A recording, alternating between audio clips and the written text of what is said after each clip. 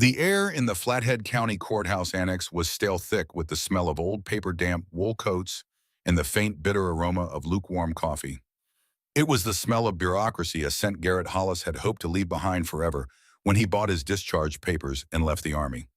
He sat on a hard wooden bench near the back of the auction room, a solitary figure among familiar neighbors and sharp-eyed speculators. His posture was military straight, drilled into him over 20 years as an Army Ranger, but his gaze was distant, fixed on the rain-streaked window rather than the auctioneer at the front. At his feet, lying with a quiet dignity that seemed almost out of place in the shabby government building, was Phantom. The dog was a German shepherd, though his coloring was a rarity that always drew questions. Instead of the typical black and tan Phantom's thick double coat was a stunning mix of silver gray and pale cream, a wolf-like sable that had grown softer and lighter with age. At 9 years old, he was retired from a life of service that Gray rarely spoke of. His muzzle was frosted with white, and the amber of his intelligent eyes held a deep, knowing calm. He was more than a dog. He was an anchor, the silent keeper of Gray's fragile peace. Gray himself was a man carved from quiet resilience. In his late 40s, he was tall and lean, with a strength that was wiry rather than bulky. His brown hair, cut short and practical, was threaded with silver at the temples. His face was a map of his lifelines of concentration etched around his blue eyes, and a faint, pale scar that bisected his left eyebrow, a memento from a firefight in Kandahar he would rather forget. He wore what had become his civilian uniform, a simple gray shirt under a worn flannel faded jeans and sturdy work boots. He sought not comfort, but function. He sought not conversation, but solitude. The auctioneer, a portly man with a droning voice, moved through the list of foreclosed properties with practiced monotony. A pickup truck, a set of tools, a small bungalow on the edge of town. For each item, hands shot up in brief competitive dances that Gray ignored. He was waiting for one thing, a ghost on the county ledger that he had discovered 3 weeks ago while scrolling through public records in the library. All right, next up, the auctioneer sighed, adjusting his glasses. We have parcel 7B, known locally as the Old Carver Place. A subtle shift occurred in the room. It was not a sound, but a feeling, a collective intake of breath, a sudden stillness. The low hum of whispered conversations ceased entirely. The auctioneer cleared his throat, his voice now completely devoid of enthusiasm. Property consists of 160 acres. A single cabin condition listed as poor. One well status unknown. This property is sold as is, where is. It comes to the county by way of tax delinquency. 15 years of unpaid property taxes. 15 years. The number hung in the stale air like an accusation. It was an eternity for a piece of land to sit in limbo, unwanted and untouched. Gray felt the stares of the other attendees pivot from the auctioneer to him, the only stranger in the room. They knew why he was here. He had asked about the parcel at the county clerk's office last week, and in a town this size, the word traveled faster than wildfire. We'll open the bidding at $500, the auctioneer said, his tone suggesting he did not expect to get even that. Gray raised his hand, a calm, steady gesture. 500, saw him. The auctioneer's eyes found him immediately. I have 500 from the gentleman in the back. Do I hear 600? Silence. It was a profound, heavy silence, unlike the competitive pauses from the earlier lots. Phantom lifted his head slightly, his ears twitching as he sensed the change in the room's emotional atmosphere. Gray rested a hand on his dog's broad head, the familiar feel of thick fur, a comfort against the strange hostility radiating from the crowd. He looked around the room. Farmers in worn overalls and land speculators in crisp shirts stared back at him, their expressions a strange cocktail of pity and fear. No one looked envious. No one looked angry that they might be losing a bargain. They looked at him as if he were a man walking willingly toward a cliff's edge. Going once, the auctioneer called out, his voice rushing to finish the inevitable. Going twice. Gray held the gaze of a rancher in the front row, a man whose weathered face spoke of decades working Montana land. The rancher gave a barely perceptible shake of his head, a final silent warning. Sold. The gavel came down with a crack that echoed like a gunshot in the silent room. To the gentleman in the back for $500. As Gray walked to the front to sign the papers and hand over the cash he had withdrawn that morning, the room broke into a low murmur. The dam of silence had broken, and whispers followed him like a shadow. Doesn't know what he just bought. The Carver place. Cursed, I tell you. 15 years nobody would touch it. The clerk who processed his payment, a young woman with nervous eyes, refused to meet his gaze. She pushed the deed toward him as if it were contaminated, her hands actually trembling slightly. The whole experience left a sour taste in Gray's mouth, but it did not deter him.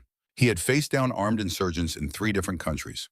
Whispers and strange looks were a currency he no longer valued. With the deed to his new property folded in his jacket pocket, Gray led Phantom out into the crisp Montana air. He needed a few basic supplies before heading out to inspect his purchase. The sign on the town's main street read, Brennan's General Store, its paint peeling from decades of harsh winters and bright summers. The bell above the door chimed as he entered. Inside the store smelled of sawdust leather and freshly ground coffee. An elderly man stood behind the counter, his face a landscape of wrinkles, his eyes a sharp pale blue that seemed to look right through Gray. He was the only other person in the store. Afternoon, the man said, his voice gravelly but not unfriendly. What can I get for you? Gray pulled a short list from his pocket. Just need a few things. A good padlock, some lamp oil coffee, and a new axe handle if you have one. As the proprietor gathered the items, he studied Gray with open curiosity. When he spoke again, his voice had dropped to something more serious. You're the fellow who just bought the Carver place, aren't you? News traveled fast in a town this size. I am, Gray said simply. The old man whose name tag identified him as Virgil Brennan leaned against the counter. Son, I hope you don't mind an old man's meddling, but you should know what you've walked into. Gray paused, his hand hovering over a bag of coffee beans. He had expected this. I'm listening. Brennan's pale eyes grew distant as if looking into the past. That land belonged to a journalist, Nathaniel Carver. Sharp fellow moved here from Boston about 16 years ago, always asking questions, poking his nose into things. Then one day, October of 2011, he just vanished.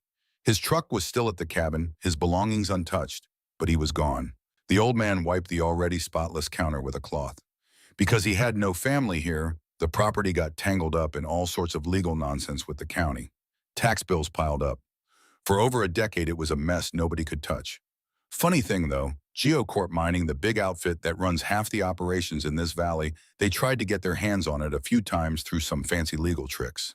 But they never could. County laws are strict. If it's a tax foreclosure, it has to go to public auction. No exceptions. Brennan set down the cloth and looked directly at Gray. So it just sat there and folks started talking. They say it's haunted, that Carver's ghost still walks the woods looking for justice. They say the land is just plain unlucky. That's why nobody bid against you today. They don't see a bargain, son. They see a whole lot of trouble. Gray listened patiently, absorbing every word. He paid for his items, his movements calm and deliberate. Before he left, Brennan reached under the counter and pulled out something small, pressing it into Gray's hand. Found this in the cabin about 15 years back before the county sealed it up, Brennan said. Figured it should go back to whoever ended up with the place. Gray looked down. It was a Zippo lighter, old and scratched, but still solid. Engraved on its side were initials NC and JA, and below that, Pulitzer 2005. I appreciate the warning, sir, Gray said, his voice sincere. I truly do. He turned and walked out of the store, Phantom trotting silently by his side. The bell chimed his departure. Out on the street, the afternoon sun was breaking through the clouds, painting the distant mountains in shades of gold. Gray looked down the long, empty road that would eventually lead him to his new home. Haunted, cursed, tangled up with a missing journalist and a powerful corporation. For another man, it might have been a reason to turn back. For Gray, a man who had come to Montana seeking nothing but quiet, after losing everything that mattered, it felt strangely like he was finally heading in the right direction. He had bought more than land. He had bought a mystery, and perhaps without knowing it yet, a purpose. The drive out of town was a steady unwinding of civilization. Gray's old pickup truck, its engine a familiar rumble, left the paved streets behind. The road turned to gravel, then devolved into a dirt track that was little more than 2 deep ruts carved into the earth.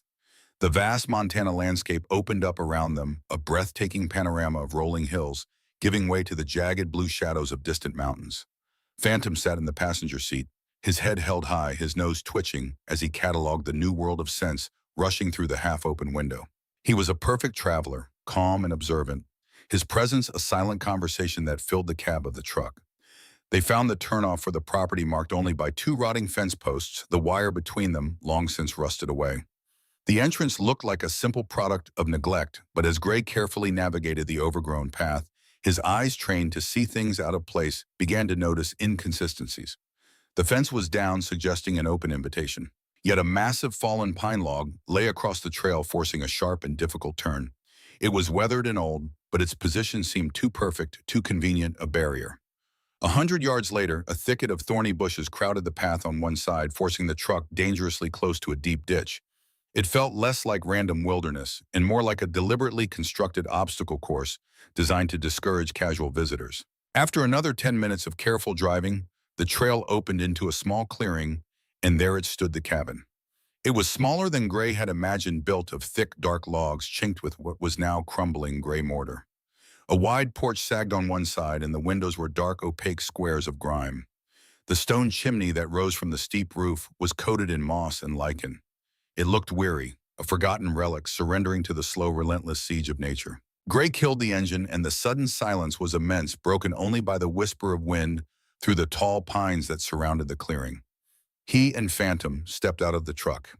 The air was clean and sharp-scented with pine needles and damp earth. "Well, old friend," Gray said softly, his voice the first human sound to touch this place in likely 15 years. "This is it. Home." Phantom gave a low woof in response, his tail giving a slow, steady wag.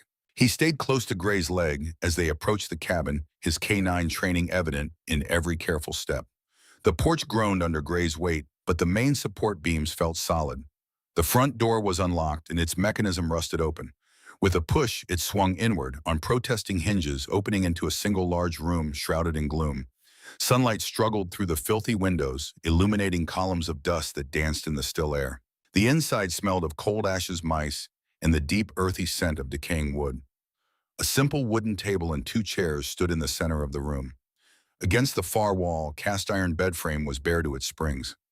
Dominating the left wall was the fireplace, a massive construction of river stones that reached all the way to the ceiling. It was a scene of perfect abandonment, except for the small details that felt jarringly out of place. On the simple wooden table sat a ceramic coffee mug, a faded blue ring painted around its rim. The dried coffee residue at the bottom was still visible. Next to it, a book lay face down, its pages slightly curled, as if its reader had just stepped away for a moment. Gray picked it up carefully. All the President's Men by Woodward and Bernstein. A bookmark was placed 2/3 through. On a peg near the door, a heavy wool coat still hung, one of its pockets bulging slightly. Gray checked it and found a small notebook, a pen, and a worn wallet. He opened the wallet. The driver's license inside showed a man in his mid-30s with dark hair and intense eyes. Nathaniel Marcus Carver, issued 2010. These were the relics of a life interrupted. A man does not flee in a hurry and leave his coat behind in the middle of a Montana autumn. A man does not vanish forever and leave his book waiting to be finished, his coffee mug on the table, his wallet in his pocket.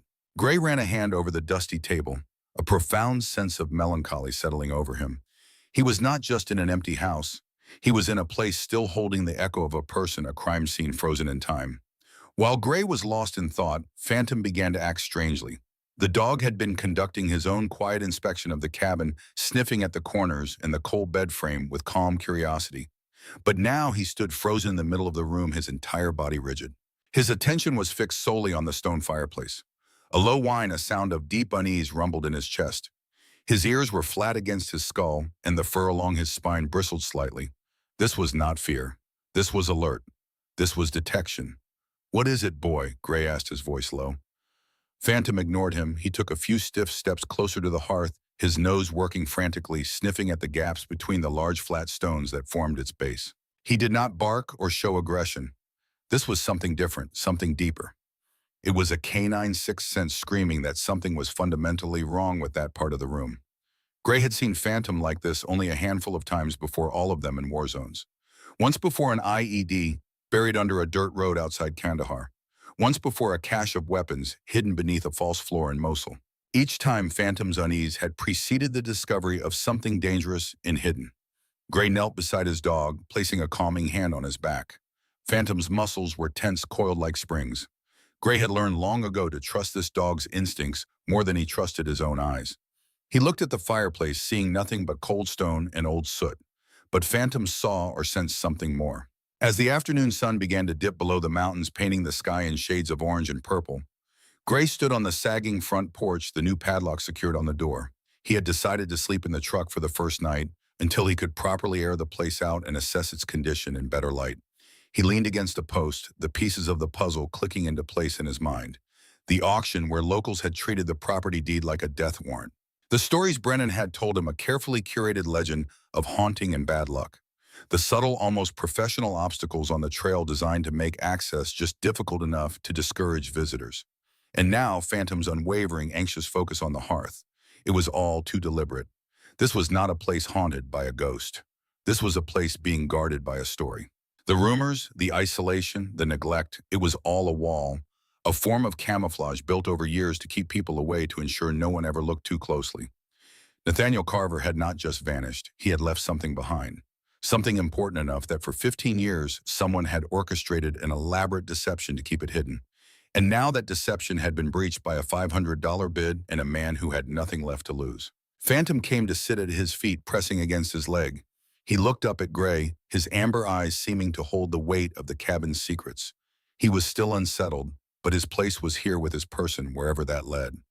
Gray looked out at the vast, darkening wilderness.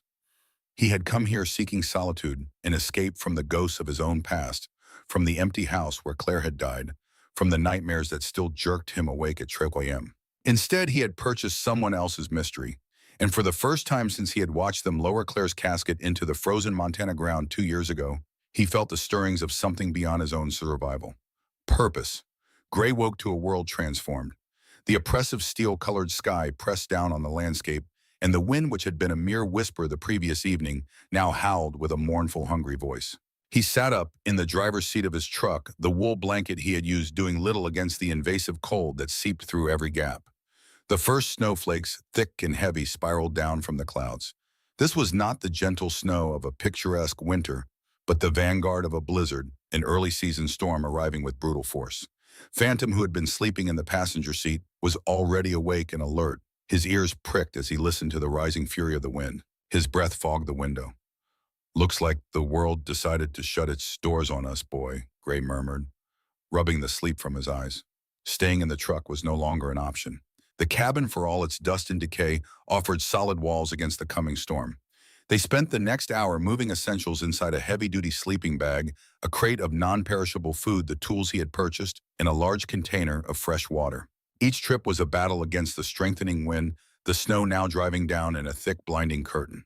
Inside the cabin felt like a tomb, cold and still, but it was sanctuary from the storm's rage. Gray's first priority was fire. He carefully inspected the stone fireplace, the same one that had so disturbed Phantom. The flue was clear, and the structure, despite its age, appeared sound. He laid a small, cautious fire, and soon welcome warmth began to push back against the cabin's deep chill.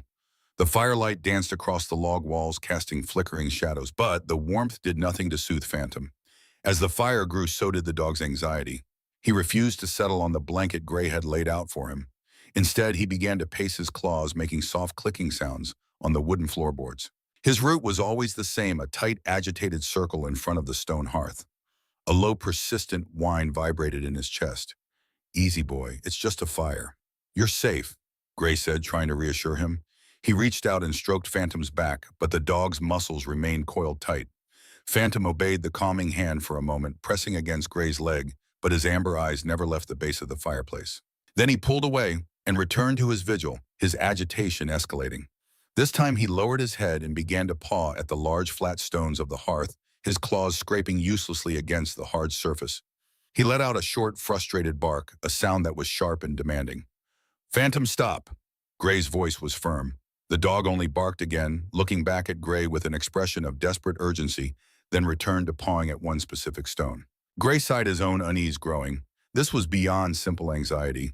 He had spent years learning to read this dog, to understand the subtle language of his posture, his breathing, the flick of his ears. This was the same intensity Phantom had shown when he had located hidden explosives, when he had alerted to enemy presence in buildings that looked empty. This was trained behavior. This was a signal, a call to action. Trust your partner. It was the first rule of survival in combat, and Phantom was the most reliable partner he had ever had. The storm howled outside, cocooning them in a world of roaring wind and driving snow. Gray stood, his decision made. He was going to listen to his dog. He grabbed the lantern and lit it, its steady golden glow providing clearer light than the frantic fire. "All right," he said to Phantom. "Show me. What is it? What have you found?" Phantom seemed to understand immediately. He stopped barking and sniffed intently at one specific stone at the base of the hearth, right in the center. It was a large rectangular slab, its surface smoother than the rounded river stones that made up the rest of the structure. Gray knelt, running his hands over the surface. At first it seemed set firmly in place like all the others, but as he examined the edges more carefully, he saw what Phantom's superior senses had already detected. The mortar in the groove around this specific stone was different. It was not the same crumbling sandy mixture as the rest. It was darker with a slightly rubbery texture, and in some places it had been cleverly disguised with a layer of dirt and ash. It was a seal, not a bond. He took out his utility knife and carefully scraped at the edge. The blade sank in slightly. It was pitch-hardened over years, but still distinct from solid mortar. This stone was meant to be removed. It was a door disguised as a floor, a keystone. A surge of adrenaline, cold and sharp, cut through him. His heart hammered against his ribs. "Good boy, Phantom," he whispered, his voice thick with a mix of awe and trepidation. "Good boy." Getting the stone out was another matter. It was heavy and set perfectly flush. He returned to his pile of supplies and retrieved the crowbar, its steel cold and solid in his hands. He wedged the flat end into the seam he had scraped clean and put his weight into it. For a moment, nothing happened. He repositioned, getting better leverage, his muscles straining. Then with a low groan, the seal began to break. He worked the crowbar around the edges, chipping away at the hardened pitch. Finally, with a loud scraping screech that set his teeth on edge, one side of the stone lifted a few inches. He dropped the crowbar and gripped the edge with his fingers, pulling with all his strength. The slab was immensely heavy, but it moved, sliding out of its place and onto the wooden floor with a heavy thud that shook the cabin. Phantom fell silent. His pacing ceased. He stood beside Gray, peering down into the dark rectangular hole that had been revealed. Gray held the lantern over the opening. Below was not earth, but a small man-made cavity about 4 feet deep and lined with stone. It was a cleverly constructed hiding place, a secret cellar, and nestled at the bottom, resting on dry ground, were two objects. One was a heavy dark green metal box, military surplus, the kind used to store ammunition or sensitive documents. The other was a neat stack of leather-bound notebooks tied together with a faded piece of twine. Gray looked from the hidden cache to his dog. Phantom was now calm, his tail giving a slow, satisfied wag. The source of his frantic alert had finally been answered. The mission was complete. Gray took a deep breath, the cold air filling his lungs, and carefully lowered himself into the darkness to retrieve what Nathaniel Carver had died to hide. The storm was a living thing now, a feral beast throwing itself against the thin log walls of the cabin. Gray had hauled the metal box and the stack of notebooks up from the cellar and placed them carefully on the wooden table. He slid the heavy stone slab most of the way back into place, leaving just enough gap to retrieve it again later, if needed. Phantom stayed close, his earlier anxiety replaced by watchful calm now that the secret was uncovered. The dog settled by the fire, though his ears remained alert, constantly swiveling toward the sounds of the storm. Gray poured himself a mug of black coffee from the percolator he had set on the edge of the hearth. The bitter aroma was a small comfort against the cabin's chill. Then he sat at the table and opened the first notebook. The leather was soft with age, the pages filled with neat, dense handwriting. The first entry was dated March 2010. "Arrived in Montana today. The land here is beautiful in a way Boston never was. Raw, honest. Maybe that's what I need after years of chasing lies in newsrooms. A place where the truth is written in stone and sky, not political spin." Gray turned the pages carefully. The early entries were observations of the natural world, musings about a simpler life. But the tone shifted quickly. By June 2010, Carver was documenting his investigation into geocorp mining, detailing questionable land acquisition practices and rumors of environmental shortcuts. Then the entries turned personal and darker. July 15th, 2010. A county inspector arrived today unannounced. Claimed there was a complaint about my septic system. There was no complaint on file. He issued me a fine anyway, $500 for a violation he couldn't specify. August 3rd, 2010. Another inspector. "Chimney not up to code," he says. "This chimney has stood for 50 years. Another $750 fine." September 12th, 2010. Documents appeared at the county office claiming my property line is different than my deed states. Official-looking papers that seem to shrink my land by 10 acres. My lawyer says fighting it will cost thousands. Carver's neat script grew slightly more agitated as Gray read on. October 1st, 2010. "They are trying to bleed me dry to bury me in fines and legal paperwork. This is not random harassment. It is coordinated. It is a campaign to force me off my own land. They want this place, but not enough to pay for it honestly. They want me to abandon it under a mountain of debt and violations. It is quieter, cleaner, but I will not break. I will not give them the satisfaction. Gray read for what felt like hours, his respect for the dead journalist growing with every page. Carver had been a fighter. He had seen the web being woven around him and refused to be trapped. The notebooks were not just a diary. They were a meticulous record, a case file built with the precision of an investigative reporter who knew he was documenting something important. Then came the entry that made Gray's blood run cold. October 20th, 2011. Julian came to see me tonight. He was crying. Julian Ashford, my best friend since journalism school. The man who was my partner when we won the Pulitzer in 2005 stood in my cabin and begged me to stop the investigation. He said, "They will kill me if I don't." I asked him who they are. He wouldn't say. He just kept crying and saying, "I don't understand what I'm up against. But I do understand, Julian. I understand that you chose money over friendship, over truth." I told him to leave. I don't think I'll see him again. The final entry was dated October 23rd, 2011. I'm sending copies of everything to 3 different locations tomorrow. If something happens to me, the truth will still get out. But I'm also hiding the originals here in the place Julian helped me build when he visited 2 years ago. The hearth. He never knew what it was really for. If this is my last entry, whoever finds this, please finish what I started. The water in this valley is poisoned. Thousands of people are drinking it every day. They deserve to know. Gray closed the notebook, his hands shaking slightly. He looked at the green military box. With a sense of dread, he opened it. Inside was precisely what Carver had described. Laboratory reports from an independent facility in Bozeman, dated throughout 2010 and early 2011. Gray scanned the columns of numbers, his throat tightening. Arsenic 450 parts per billion. EPA safe limit 10 parts per billion. Lead 320 parts per billion. EPA safe limit 15 parts per billion. Industrial solvents, heavy metals, chemical compounds he did not recognize, but whose toxicity levels were marked in red. Beneath the reports were dozens of small glass vials, each filled with dark, oily liquid and sealed with wax stoppers. Tiny handwritten labels bore dates and coordinates. There were also small canvas bags filled with soil samples, all meticulously labeled. At the very bottom was a large, rolled-up topographical map of Flathead County. Gray spread it out on the table, weighting the corners with his coffee mug and the lantern. All across the map, Carver had circled specific locations in red ink. They were not random. They followed a clear pattern clustering around remote creeks, high mountain springs, and marshlands, the sources of water that fed the entire valley. Each red circle corresponded to a vial, a soil sample, a laboratory report. It was a comprehensive and damning chart of systematic poisoning. Gray's eyes moved across the map, following the watershed, the way water flowed down from the mountains through the valleys. And then his finger stopped. One of the red circles sat at coordinates he recognized instantly. 48.342, 1 degrees north, 114.2, 876 degrees west. His hand began to shake.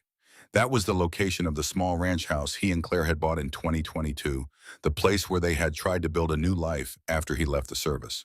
The place where Claire had lived for 2 years before the cancer took her. The vial corresponding to those coordinates was labeled Spring Creek Source, June 2010, arsenic 450 parts per billion. Gray stood abruptly, the chair scraping against the floor.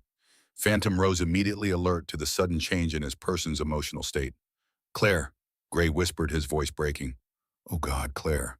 The room seemed to tilt. He gripped the edge of the table, his vision blurring.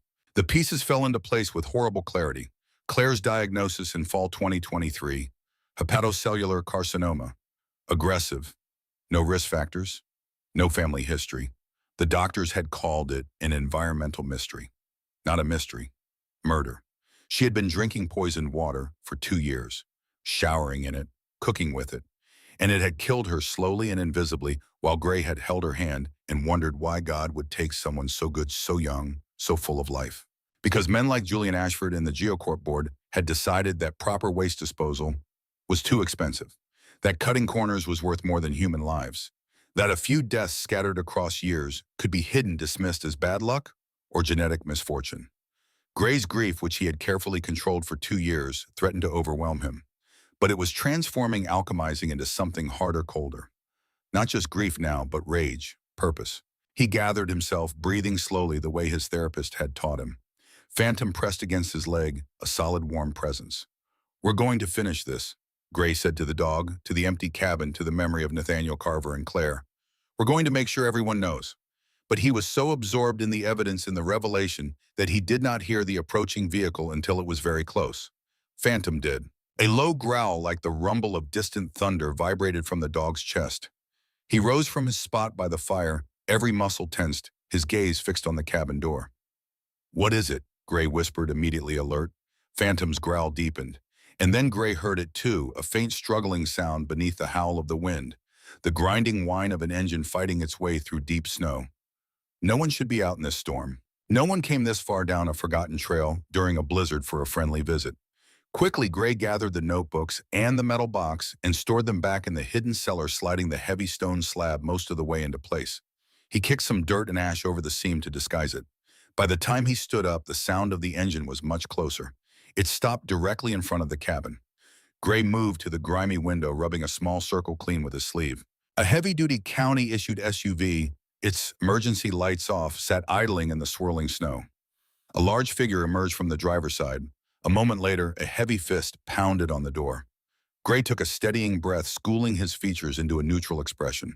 He placed a hand on Phantom's head, a silent command for the dog to remain quiet but ready. Phantom obeyed, the growl subsiding into tense, watchful silence. Gray unbolted the door and opened it a few inches.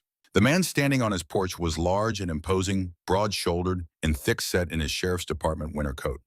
He was perhaps in his mid-50s, his face weathered and ruddy from the cold, with a thick mustache that hid his upper lip. But his eyes, small and dark, were what held Gray's attention. They were cold, flat, and devoid of warmth, scanning the inside of the cabin over Gray's shoulder with professional assessment. "Afternoon," the man said, his voice a gravelly baritone that seemed overly loud. "Quite a storm we're having. I'm Sheriff Stanton. My dispatcher mentioned the deed on this place finally went through. Figured I'd check to make sure the new owner hadn't gotten himself into trouble." The excuse was transparent. "In the area?" Gray asked, his tone level. "This is a long way from any other area, Sheriff." Stanton gave a dismissive shrug. "Just doing my job, making sure folks are safe." "You must be Garrett Hollis. Mind if I come in for a second? Get out of this wind?" It was not a request. Gray opened the door wider, and Stanton stepped inside, bringing a blast of cold air with him. He stomped the snow from his boots, his eyes continuously sweeping the room, taking in the meager fire, the sleeping bag, the sparse supplies.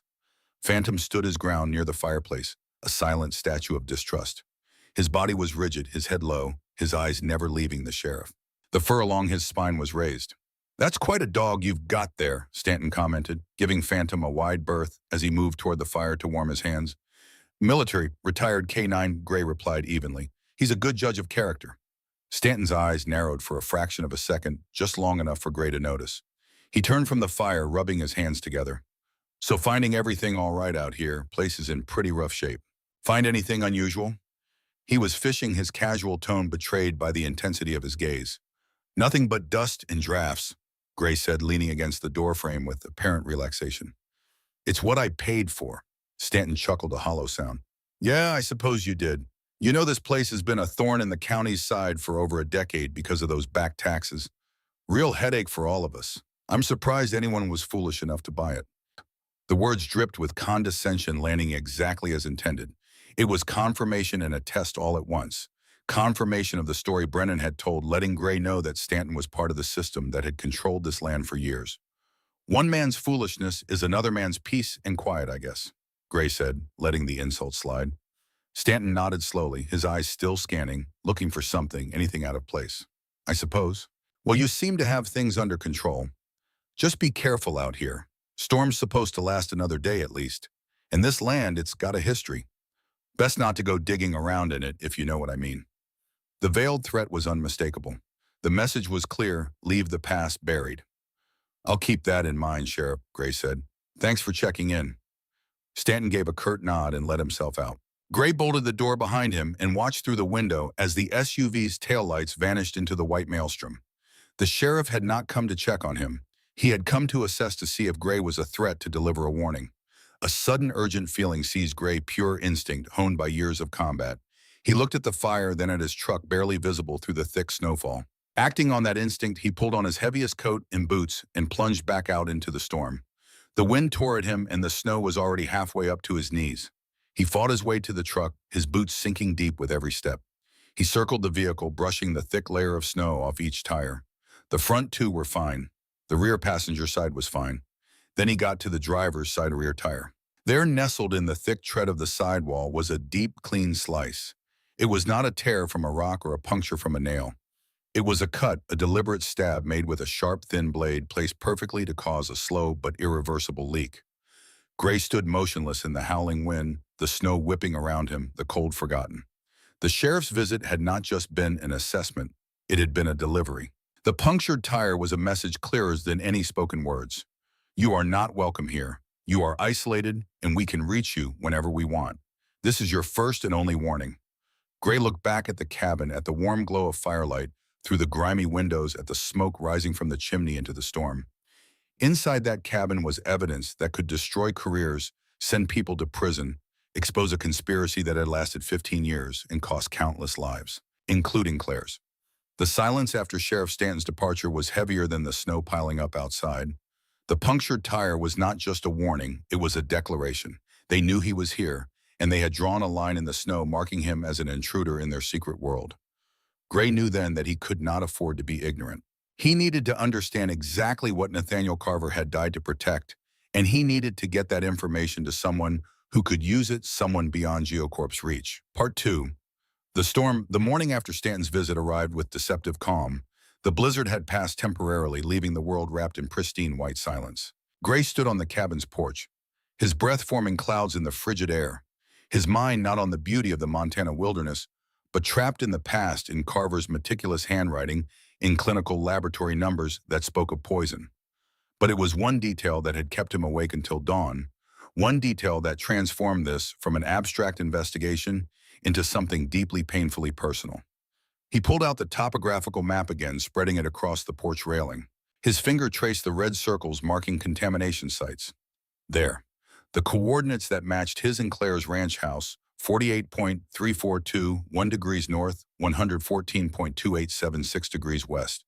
The memory came unbidden, as vivid as if it were happening now, summer 2022. Claire standing in the doorway of their new home, sunlight streaming through her auburn hair, her green eyes bright with hope. She was laughing at one of his terrible jokes, spinning in a circle with her arms outstretched. It's perfect, Gray. Look at this view. Mountains, trees, clean air, clean water. This is exactly what we both need. He had wrapped his arms around her from behind. Clean water. No more of that recycled desert stuff from the base. She had turned in his embrace, her smile softening. And no more nightmares, right? That's the deal. Montana, fresh start. They had been happy there. For almost 2 years, from the summer of 2022 until the fall of 2023, they had been genuinely impossibly happy. Then the diagnosis came. Fall 2023. The kitchen of the ranch house. Claire sat at the table, her hands wrapped around a mug of tea she was not drinking. The late afternoon light made her skin look translucent. She had lost weight, though she tried to hide it with loose sweaters. The oncologist called, she said, her voice carefully neutral. The latest scans showed progression. It's in the lymph nodes now. Gray had been cooking dinner, but his hands stilled. What does that mean? What's the treatment? It means we're past treatment, sweetheart. Her voice cracked. Dr. Morrison is recommending hospice. 6 months, maybe less. The knife had clattered to the cutting board. Gray crossed to her, kneeling beside her chair. That's not possible. You're only 46. You don't drink, you don't smoke, you ran marathons. There has to be something. Claire had cupped his face in her hands, her palms cool. They don't know why, Gray, doctor. Morrison said it's the strangest case he's ever seen. Hepatocellular carcinoma with no risk factors, no family history, nothing. He called it an environmental mystery. Environmental mystery. The words echoed in Gray's mind now. Not a mystery. Murder. Spring 2024. The hospice room smelled of disinfectant and failing bodies. Claire lay in the hospital bed, her once vibrant hair gone from chemotherapy, her skin the color of old parchment. But her eyes were still green, still fierce, still full of love. Promise me something, she whispered, her hand finding his. Anything. Promise me you'll keep living, really living, not just existing. Find something that matters, Gray. Find a purpose bigger than grief. He had promised, though the words felt like lies. How could anything matter in a world without her? She had died 3 days later on a Tuesday morning when the Montana sky was the exact shade of her eyes. Gray looked down at Phantom, now standing on the cabin porch in the present. The dog was watching him intently, those amber eyes reading the shift in his emotional state. She was poisoned, Phantom and Gray said aloud. For 2 years, every glass of water, every shower, every meal cooked with that water. Carver knew. He tried to warn someone, and they killed him for it. The dog leaned against his leg, a solid presence. Gray's phone with location services, disabled and SIM card removed, felt like it was burning in his pocket. He needed to get this evidence to someone who could use it, someone beyond GeoCorp's reach. He needed Declan Cross. Declan and Gray had served together in the 75th Ranger Regiment, two young men navigating dust and chaos in Afghanistan. After the Army, Gray had sought isolation, while Declan had chased a different kind of fight, trading his rifle for a pen. He was now a respected investigative journalist at the Denver Post, known for his tenacity and refusal to back down from powerful interests. If there was one person on Earth Gray could trust with this, it was Declan. But to reach him, Gray would have to leave the cabin, drive to a larger town, use a public connection, and trust that he was not being followed. Even then, there was no guarantee. Carver had tried to expose them, and Carver had vanished. Gray spent the next hour preparing. He selected the most damning documents: 3 laboratory reports showing toxic levels 50 times the legal limit, a copy of the topographical map with contamination sites marked, and 5 pages from Carver's journal, naming names including Julian Ashford, Sheriff Stanton, and Montana State Senator Peter Coleman. He photographed each page, then stored the originals in a waterproof sleeve. The green ammo box went back into the cellar beneath the hearth. If something happened to him, at least the full record would survive. By mid-morning, Gray and Phantom were in the truck heading toward Kalispell. The drive required every bit of counter-surveillance training. He took a circuitous route, doubling back twice, stopping at a deserted logging road to wait and watch for 15 minutes, checking mirrors constantly. No one followed, or if they did, they were better than he was. Kalispell was large enough to offer anonymity, small enough that a stranger would be noticed if he stayed too long. Gray parked 3 blocks from the public library. He left Phantom in the truck with windows cracked and doors locked, a decision that made his chest tighten. But bringing a large German Shepherd into a library would draw unwanted attention. "Stay," he commanded, his hand on Phantom's head. "I'll be back in 20 minutes. Guard." Phantom's acknowledgement was a single short bark, then silence. The library was warm and quiet. Gray found a computer terminal in the back corner with a clear view of the entrance. He logged into an encrypted email service and began uploading files. The process took 12 agonizing minutes. Every few seconds, Gray's eyes flicked to the entrance, to the windows, to other patrons. No one paid him attention. When the files were finally attached, he typed, "December attached is evidence of systematic environmental poisoning in Flathead County, Montana, dating back to 2010. GeoCorp Mining has been dumping industrial waste into groundwater sources. Journalist Nathaniel Carver documented this and disappeared in 2011. I believe he was murdered.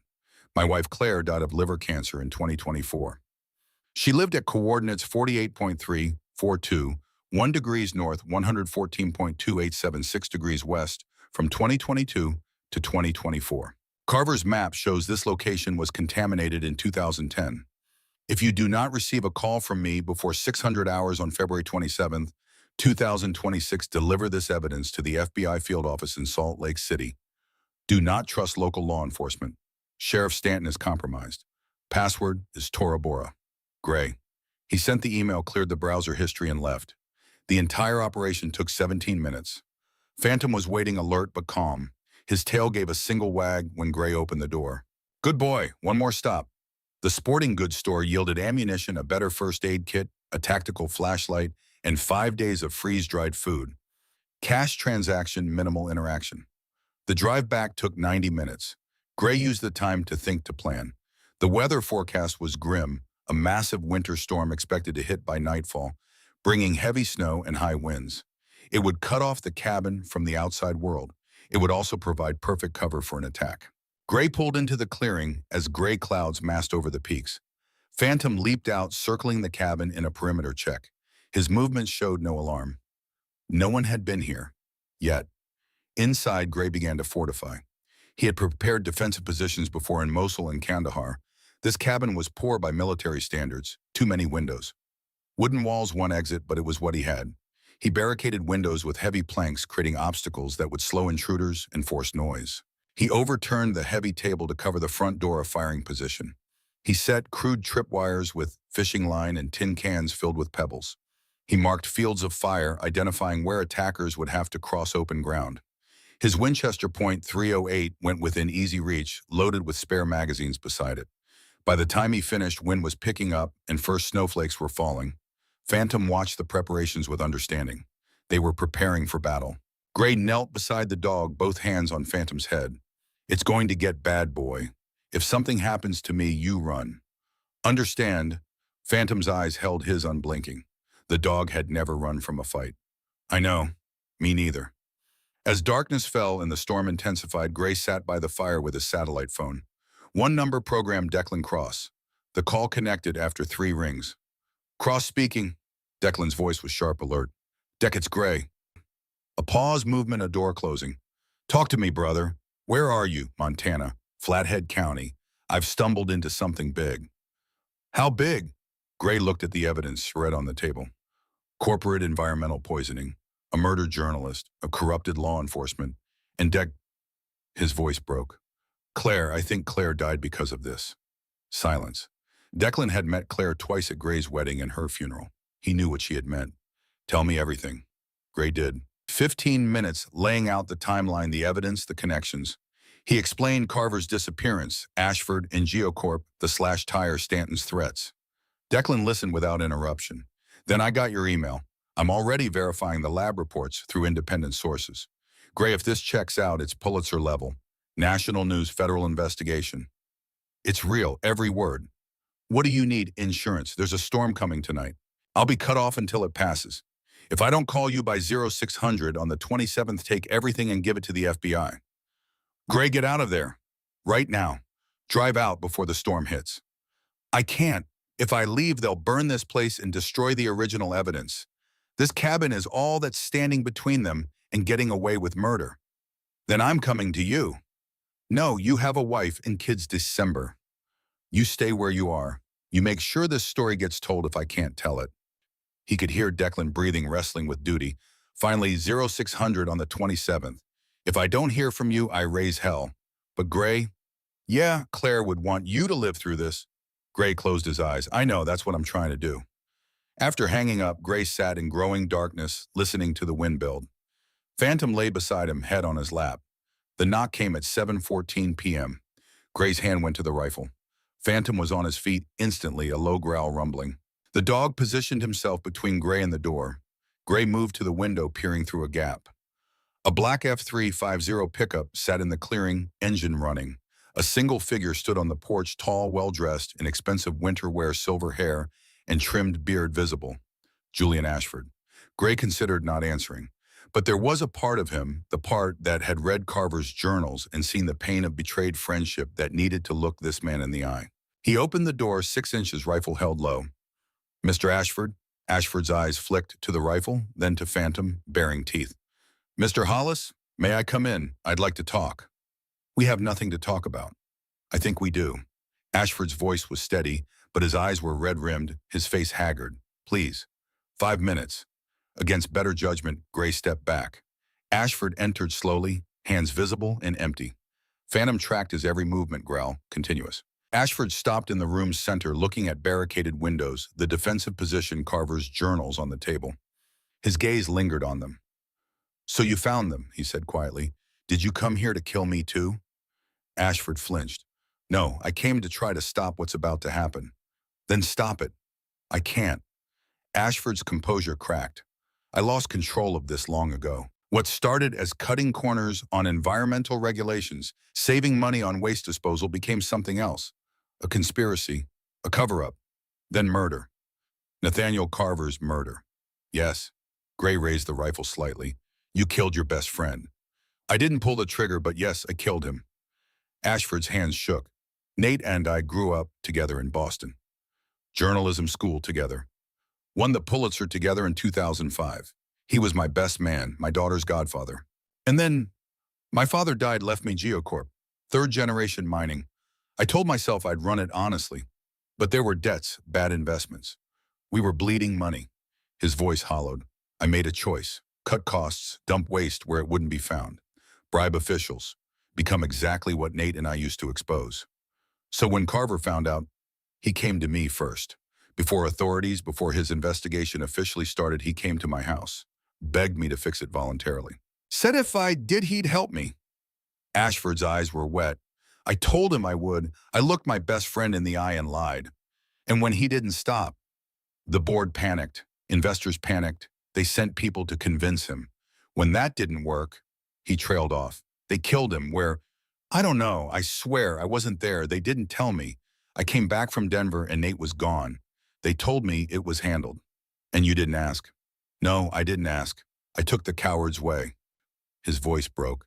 I've lived with that for 15 years. Every night, I see his face. Why are you telling me this? Ashford met his eyes. Because I'm offering you the same deal I offered Nate. $50,000 cash for this property and everything on it. Walk away, forget what you found and live. And if I say no, then in the next few hours, men with guns will come. They won't be gentle. They'll do what they did to Nate. This place will burn and no one will ever know. Gray's finger moved to the safety. Get out. Mr. Hollis, please. Get out. Gray's voice was deadly calm. You don't get to salve your conscience by warning me. You made your choice 15 years ago. Now I'm making mine. Ashford stood frozen, then moved to the door. He paused at the threshold. I truly am sorry. It's worth nothing. Nate Carver deserved better than you. Claire deserved better than to die from your poison. And you deserve everything that's coming. Ashford left. Gray watched the F-350 vanish into swirling white. The moment it disappeared, Phantom's demeanor shifted. Ears snapped forward, body rigid. He moved to the rear window, whining urgently. Gray grabbed his flashlight, pulled aside a board. He clicked the light on briefly, then off. In that flash, he saw them. Two figures, maybe three, moving through the tree line 50 yards out. Dark winter camouflage. Rifles. Professional. Military grade. They were not waiting for Ashford's report. They were already in position. Gray let the board fall. His hands moved efficiently, checking rifle positioning magazines, moving to defensive position. Phantom stayed at the rear window sentry, his growl a continuous vibration. The wind howled, the storm reaching full fury. Visibility outside near zero. Perfect conditions for assault. But they had not accounted for Phantom. Gray knelt beside the dog. Good boy, you tell me when they're coming, I'll handle the rest. The attack came at 11:47 p.m. Phantom's bark shattered the quiet, sharp and urgent. Gray moved to firing position, rifle shouldered, breathing controlled. A sound cut through wind-breaking glass. Not a window. Outside near the woodpile. A Molotov cocktail. Another crack from the cabin side. Another from the back. They were not trying to breach. They were trying to burn him out. Stanton's voice distorted by megaphone and wind boomed. Ashford says if we can't get it, burn it all down. Smoke began filtering in. Gray heard flames crackling on walls. He looked at Phantom. The dog watched him, waiting for command, trusting. Gray made his decision. Phantom, with me. We go together. He moved to the front door, kicked aside the barricade, raised his rifle. Phantom positioned at his left side, the tactical position practiced 1,000 times. Gray's hand went to the door handle. Outside, 5 men with guns waited in snow and fire. Gray threw open the door and stepped into hell. Part 3, The Reckoning. The world beyond the door was chaos incarnate. Snow drove horizontally, thick as smoke lit orange by flames consuming the cabin's western wall. Heat hit Gray's face even as wind tried to freeze it. 5 figures emerged from the white curtain. Gray fired. The Winchester kicked. The leftmost figure dropped, clutching his legs, screaming. Gray did not aim to kill. Every man dropped non-lethally was one less gun, one less executioner who could claim self-defense. Phantom was already moving. The K-9 launched with speed and precision, his silver-gray form nearly invisible in snow. His target was Sheriff Stanton, recognizable by his bulk and county parka. Stanton saw the dog coming, swung his shotgun, but too slow. Phantom hit him low, 85 pounds of muscle, driving into knees. Stanton went down hard, shotgun flying. Before he could recover, Phantom's jaws clamped onto his right forearm, the trained bite and hold. Stanton's scream was high, terrified. Get it off me. Gray had no time to appreciate justice. Muzzle flashes erupted from his right. He dove behind the porch railing as splinters exploded. The remaining 3 had spread out Woodpile Gray's truck, a pine tree. These were not amateurs. Fire was disciplined, controlled burst designed to pin while maneuvering. Professional. Military trained. Gray identified the leader behind the pine directing others with hand signals visible in firelight. Tall, moving with economy that spoke of special operations. Cade Wolf. Gray fired twice at the woodpile, forcing that shooter down, then rolled left behind the stone chimney. The only solid cover, and it would not last. The cabin was burning in earnest flames, climbing toward the roof, heat becoming unbearable. Minutes before structure collapse. A bullet struck chimney 6 inches from his head, spraying chips. Gray returned fire, punching through the truck's door. A grunt of pain. Movement left. Phantom had released Stanton, circling back to Graylow, using smoke and snow as cover. The sheriff knelt, cradling his mangled arm, shotgun forgotten. "Phantom cover," Gray shouted. The dog understood positioning to watch Gray's blindside, amber eyes scanning. Wolf's voice cut through storm calm and professional. "Hollis, you're outgunned and out of time. That cabin's coming down in 2 minutes. Walk out, hands up. Maybe you live." Gray did not respond. He assessed. Stanton out. One shooter hit and leg crawling to tree line. That left Wolf and one other behind the truck. 2 against 1, plus Phantom. Bad odds. But Gray had faced worse. He reached into his pocket, pulled out the Zippo Brennan had given him. Carver's and Ashford's initials. He looked at it 1 second, thinking of the journalist who died exposing corruption of Claire, who died from it. Then he lit it and tossed it onto kerosene-soaked firewood beside the porch. The explosion was instantaneous, massive. The entire woodpile became inferno, cutting line of fire from the truck, illuminating the battlefield. Gray saw the remaining shooter behind the truck, young, maybe 25, wild eyes. Gray put a bullet into the truck's engine block. Steam hissed. Last chance, drop weapons and walk away. The young shooter looked at Wolf, at burning cabin, at Gray. He made his choice, threw down his rifle, and ran, vanishing into storm. That left Wolf. The former Delta operator stepped from behind the pine, rifle slung, hands visible and empty, perhaps 40 scarred, face cold eyes of a man who had killed and would again. "Gutsy move with the fire," Wolf said. "You have training." "Ranger term." "Does it matter?" "Professional courtesy."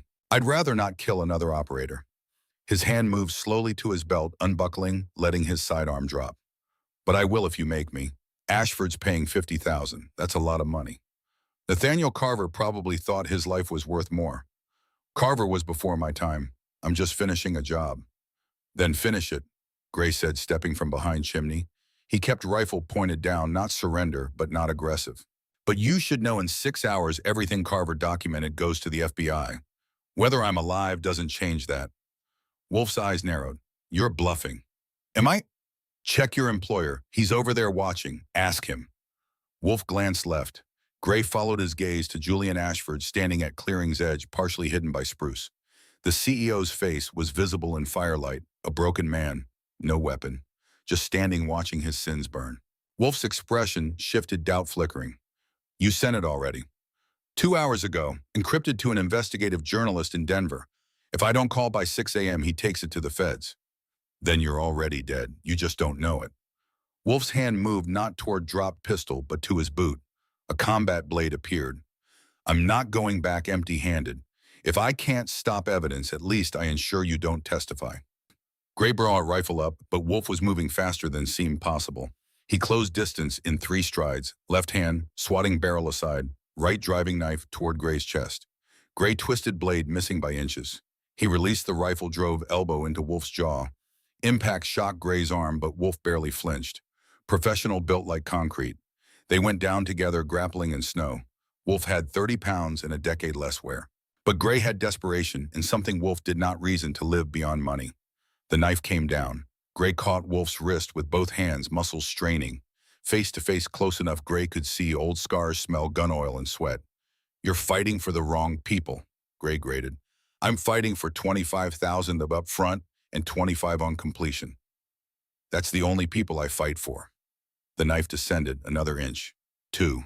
Gray's arms shook. Wolf was stronger, fresher. Blade 6 inches from Gray's throat. Then 4. Phantom's growl was the only warning. The K9 came from Wolf's blindside, silver-gray missile. But Wolf heard at the last second, partially turned, bringing knee up. The blow caught Phantom in ribs with sickening thud. The dog yelped, a sound Gray had never heard, and fell. The distraction was enough.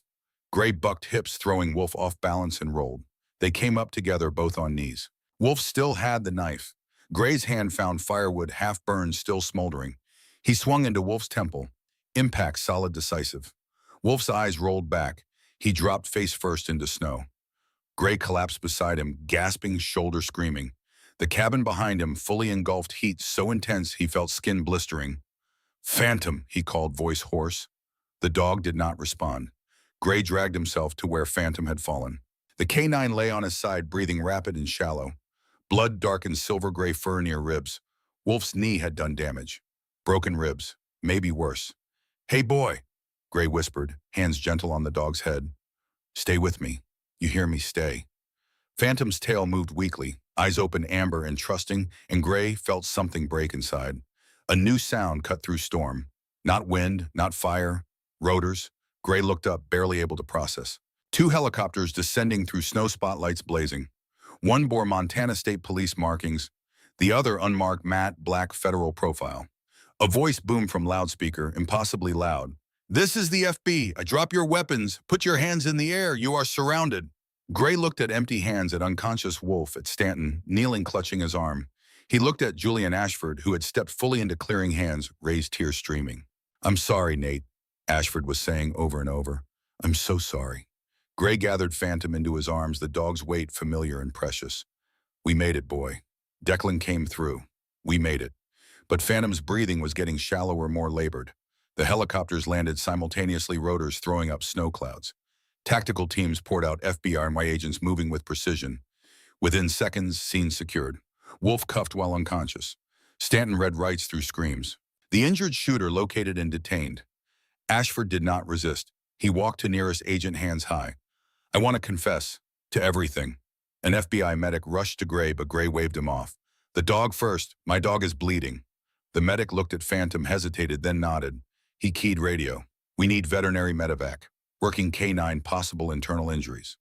"Negative," came response. "Medevac for human casualties only." Gray's voice cut through, hoarse but commanding.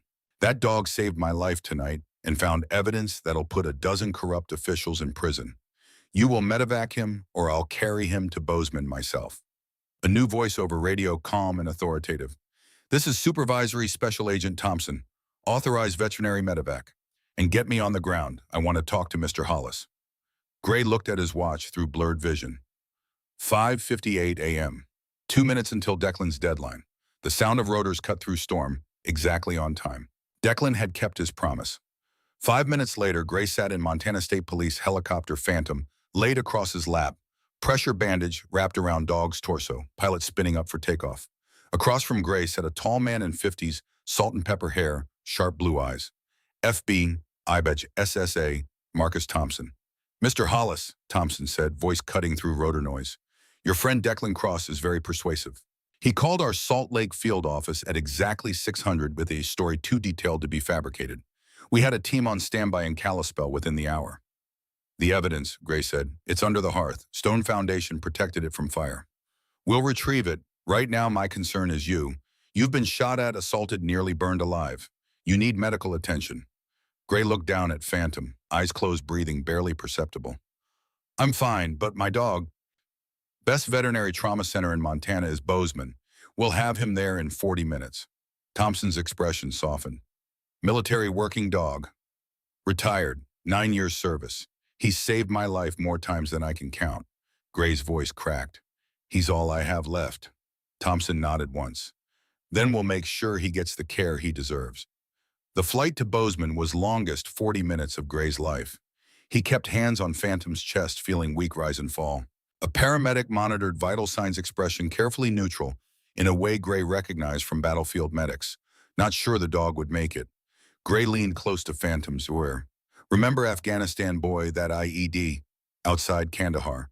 You alerted 3 seconds before I stepped on it. 3 seconds between me going home and coming home in a box." Phantom's ear twitched.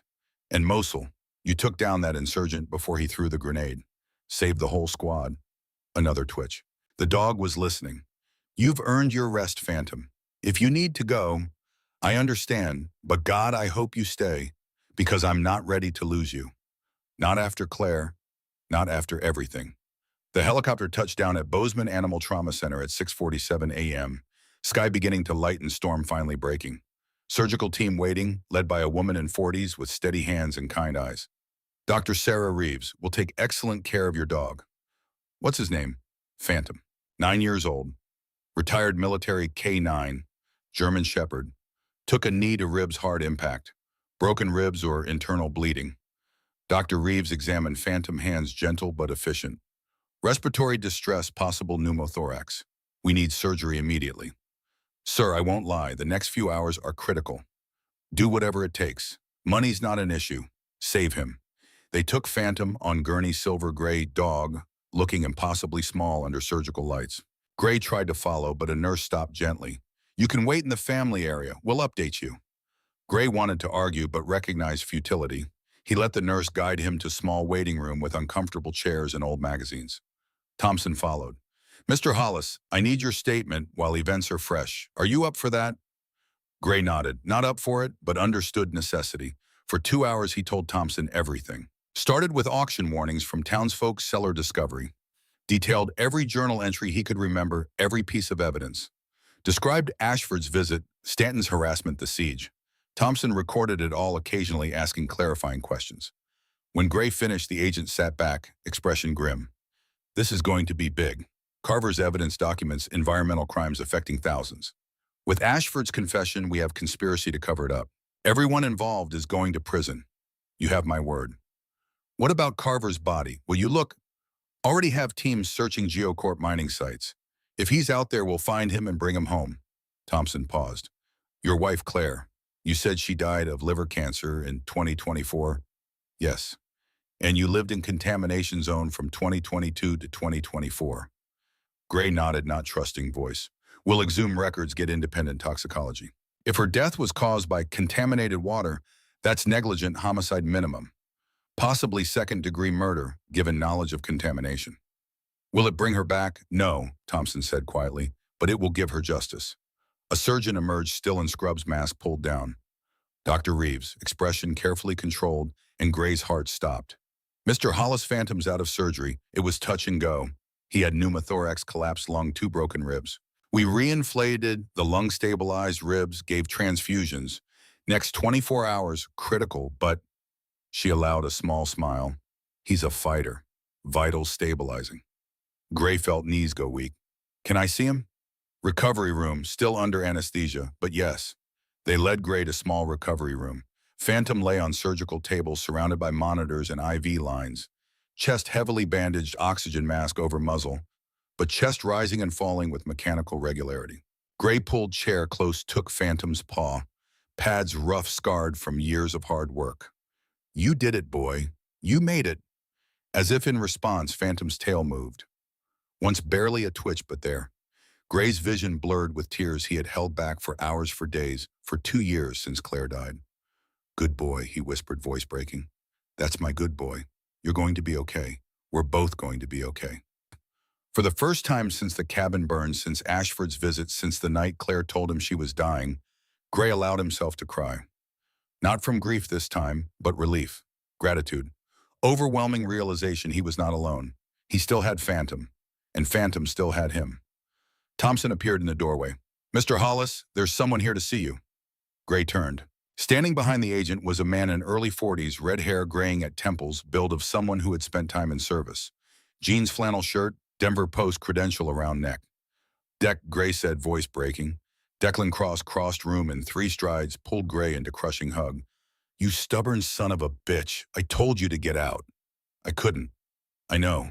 Declan pulled back, hands on Gray's shoulders. But you did it. Evidence recovered. Ashford talking. Stanton Wolf, the whole network going down. Gray, you did it. Carver did it. I just finished his work. Claire would be proud of you. The words hit like a blow. Gray sat hard in chair, hands still holding Phantom's paw. She told me to find a purpose, right before she died. Made me promise. Looks like you found it. 4 months later, June in Montana, a revelation after brutal winter. Meadows surrounding Carver's property, thick with wildflowers, lupines, and Indian paintbrush, creating carpet of purple and red. Mountains still snow-capped, but valleys green and alive with birdsong. Gray stood at clearing's edge where cabin once stood. Burned remains cleared, new foundation poured. Lumber stacked nearby, waiting for framing. New cabin would be larger, sturdier built to last another 100 years. But first, something else. Two modest headstones stood side by side beneath large ponderosa pine. First read Nathaniel Marcus Carver, 1975 to 2011. Journalist, truth seeker friend. He spoke truth to power, second place last week. Claire Elizabeth Hollis, 1978 to 2024. Beloved wife. Forever loved, never forgotten. Gray had moved Claire's remains from town cemetery, brought her here to rest beside the man whose work ultimately revealed truth of her death. It felt right. Two victims of same crime buried on land that exposed it. Phantom sat beside Gray, breathing still slightly labored, but improving daily. 2 weeks in veterinary hospital before release, and he still tired easily. Limp in left hind leg would probably never fully heal. But he was alive, alert, devoted as ever. Phantom stretched beside headstones, movements careful but no longer pained. Limp permanent, veterinarian said, reminder of the night he took blow meant to kill. But dog alive, healthy, alert. A monarch butterfly drifted past, orange wings catching sunlight. Phantom's ears perked, and for a moment serious military working dog vanished, replaced by something younger, playful. He took 2 hobbling steps after butterfly tail wagging, before remembering dignity and returning to Gray's side. Gray smiled, first genuine smile in months. Still got some puppy in you, don't you, boy? Phantom's tail wagged harder, amber eyes bright with life. Sound of car engine. Phantom's ears perked. Rental sedan navigated newly cleared roads, stopping near Gray's truck. Declan emerged, followed by woman in 30s carrying professional video camera. Gray, hope you don't mind, but I brought company. This is Rebecca Morse from National Geographic. Gray shook her hand. Mr. Cross mentioned you might be interested in documenting this story. Interested is an understatement, Rebecca said, eyes taking in Meadow Headstones Foundation. This is one of most important environmental justice cases in decades. Public has a right to know. Then I'll tell you, but on one condition. This isn't my story, it's Nathaniel Carver's. Everything I did to finish what he started. Rebecca smiled. That's exactly the angle we want. They spent next hour walking property. Gray showed where old cabins stood, where cellar beneath hearth hid secrets for 15 years. Pointed out location where siege took place, where Phantom fought Stanton, where Wolf nearly killed him. Declan added context from his investigation. Evidence Gray preserved led to 47 indictments. Julian Ashford pleaded guilty to conspiracy, environmental crimes, obstruction, serving 20 years federal. Sheriff Stanton got 15. Senator Coleman resigned awaiting trial. What about contamination, Rebecca asked. Has it been cleaned? EPA declared entire watershed Superfund site, Declan said. Cleanup will take years, cost hundreds of millions, but it's happening. Geocorp's assets ceased to pay. More importantly, Gray added, people living in contamination zones relocated, provided clean water. No one else is going to die like Claire did. Rebecca's camera operator filmed throughout. Now Rebecca turned to Gray. Can I ask something personal? Go ahead. You bought this land for $500 seeking isolation. Could have walked away any time. Why didn't you? Gray looked at headstones, at Phantom sitting faithfully beside him, at foundation of new cabin. Because my wife spent last 2 years of her life asking why she was dying. And I didn't have answer. Finding that answer, making sure no one else has to ask that question, gave me reason to keep going. Claire told me to find a purpose. This is it. And what happens now? Now I rebuild. This cabin, this land, is going to become Nathaniel Carver Memorial Foundation, resource center for communities dealing with environmental contamination, for investigative journalists needing safe place to work, for anyone fighting the same fight Carver fought. Declan grinned. You didn't mention that on the phone. New idea, still working out details. But Carver left this place to whoever would continue his work. Best way to honor that is make sure his work never stops. They talked another hour, Rebecca asking questions, camera capturing everything. When they finally left, promising to return for follow-ups, Gray and Phantom were alone with graves and growing foundation. Gray knelt between headstones, one hand on each. I kept my promises. To you, Claire, to find a purpose. And to you, Nate, to finish what you started. Phantom lay beside him, head on Gray's knee. FBI found Carver's remains last month, buried in an abandoned mine shaft 50 miles from here. DNA confirmed. He's getting proper burial, full honors. Society of Professional Journalists talking about posthumous medal.